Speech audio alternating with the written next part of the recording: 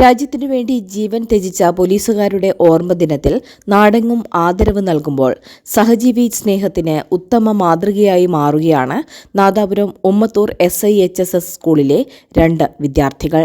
റോഡരികിൽ പരിക്കേറ്റുകിടന്ന കിളിക്ക് രക്ഷകരായി എത്തിയത് സ്കൂളിലെ SPC കേഡറ്റ് TK മുഹമ്മദും നാഫിയ ഫാത്തിമയുമാണ്.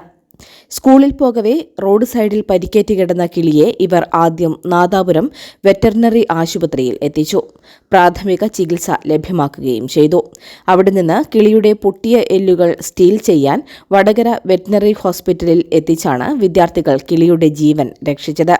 നാദാപുരം പാറക്കടവ് ഉമ്മത്തൂർ SIHSS സ്കൂളിനും ഇവരെ ഓർത്ത് അഭിമാനിക്കാം. ആവശ്യമായ സമയത്ത് മതിയായ ചികിത്സ കിട്ടാതെ നിരവധി ജീവനുകൾ റോഡിൽ പൊലിയുമ്പോൾ ഇതുപോലെ കൃത്യമായ സമയത്തെ ഇടപെടൽ വളരെ വിലപ്പെട്ടതാണ്. ചികിത്സയ്ക്ക് ശേഷം കിളിയെ കുറ്റ്യാടി ഫോറസ്റ്റ് റേഞ്ച് ഓഫീസിൽ ഏൽപ്പിച്ചു.